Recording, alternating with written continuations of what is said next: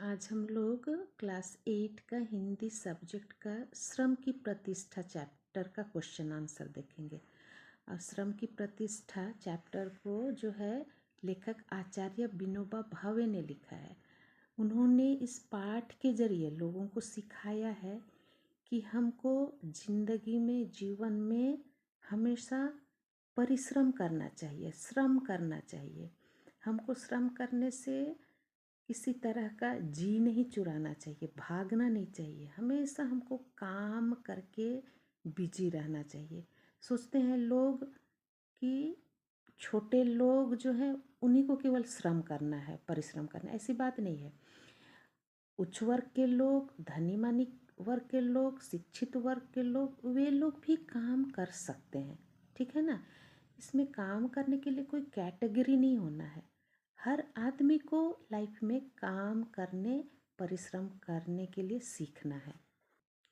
तो आज हम लोग वही श्रम की प्रतिष्ठा चैप्टर का क्वेश्चन आंसर देखते हैं। ठीक है ना। वस्तुनिष्ठ प्रश्न, जिसमें पहला है क्वेश्चन, श्रम की प्रतिष्ठा किस विधा की रचना है? किस तरह की है रचना? वो निबंध है। ठीक है ना। कहानी, कविता, निबंध, एकांकी। तो कहानी नहीं है, कविता नहीं है, एकांकी नहीं, निबंध है। ठीक है ना।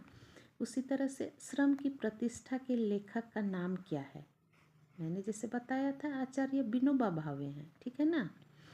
अगला क्वेश्चन है, जो आदमी पसीने से रोटी कमाता है वह हो जाता है, क्या हो जाता है? वीर पुरुष हो जाता है, या कायर पुरुष, या धर्म पुरुष, या महापुरुष? उसको बोलते हैं धर्म पुरुष। ठीक है ना। जो पसीने बहा करके रोटी कमाता है, इनकम करता है परिश्रम करके, उसको बोलते हैं धर्म पुरुष, विनोबा भावे के अनुसार। ठीक है ना। अगला क्वेश्चन है, आज समाज में किसकी प्रतिष्ठा नहीं है? कौन श्रम करने नहीं चाहता है? ठीक है ना। किसकी मान सम्मान नहीं है?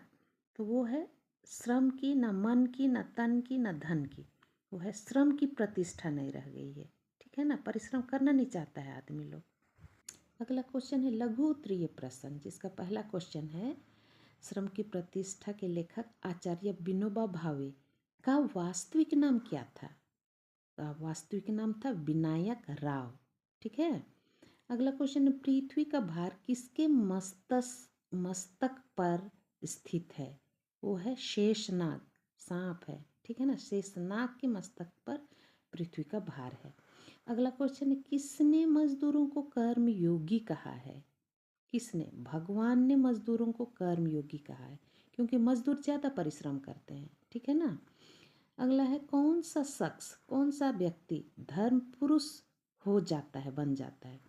उसका आंसर होगा, जो व्यक्ति पसीने बहाकर रोटी कमाता है। ठीक है ना।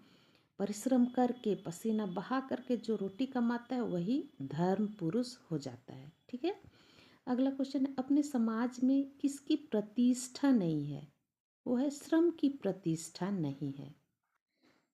रुको।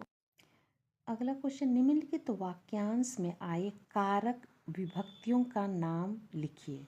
हाँ, कारक मैंने वीडियो में डाला है, कारक किससे कहते हैं। ठीक है ना। जैसे कर्ता कारक, करण कारक, अधिकरण कारक, संबंध कारक, ये सब मैंने वीडियो में पहले ही दे रखा है। ठीक है। तो आज उसी से संबंधित क्वेश्चन है यहाँ पर, जो हम श्रम की प्रतिष्ठा चैप्टर पढ़े उसी में से ये सेंटेंस है, और उसमें हमको ढूंढना है कारक। ठीक है। जैसे सेंटेंस है, रामायण में भी कहानी है। तो ये कौन सा कारक है? कर्ता ने कर्म को करण से, तो अधिकरण कारक है, उसमें में पर अजिया हो होता है। ठीक है ना। तो ये सेंटेंस में रामायण में है, तो उसका आंसर होगा अधिकरण कारक है। ये रामायण में। ठीक है ना। कारक चिन्ह में है और कारक का नाम है अधिकरण। अगला क्वेश्चन है, सीता का जाना कैसे होगा? यहाँ पर का है, का के की वो है संबंध कारक में आता है। ठीक है ना। संबंध कारक, ये अधिकरण कारक। अगला क्वेश्चन है, धर्मराज ने राजसूय यज्ञ किया था। कर्ता ने होता है, यानी कि कर्ता कारक,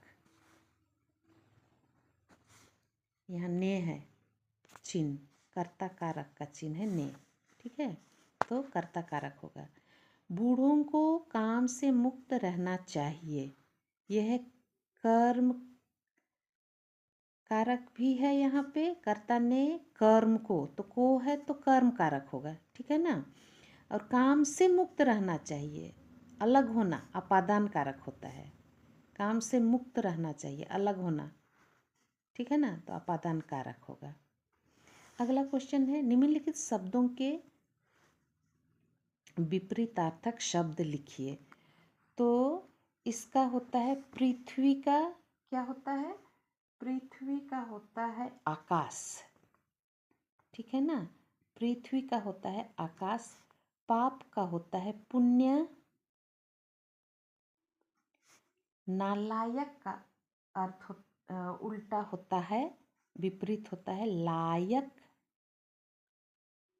जीवन का होता है मृत्यु। उपकारी का अर्थ उल्टा होता है अपकारी, ठीक है ना, अपकारी। उचित का उल्टा या विपरीतार्थक शब्द होता है अनुचित। और नीच का विपरीतार्थक होता है उच्च। उच्च माने ऊंचा, नीचा, है ना, ठीक, समझ में आ गया ना, विपरीतार्थक उल्टा शब्द। उसी तरह नीचे क्वेश्चन है, निम्नलिखित शब्दों के पर्यायवाची शब्द लिखिए। पर्यायवाची मीन्स एक शब्द को दूसरे दूसरे शब्दों से भी बोला जाता है।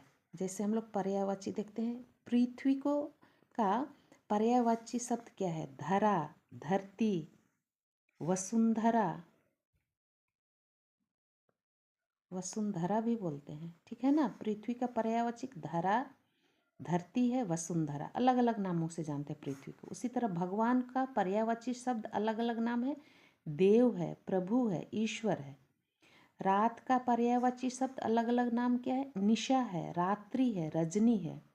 उसी तरह शरीर का पर्यायवाची शब्द है देह, तन, काया। उसी तरह इज्जत का पर्यायवाची शब्द है सम्मान, ठीक है ना, सम्मान, मान, प्रतिष्ठा।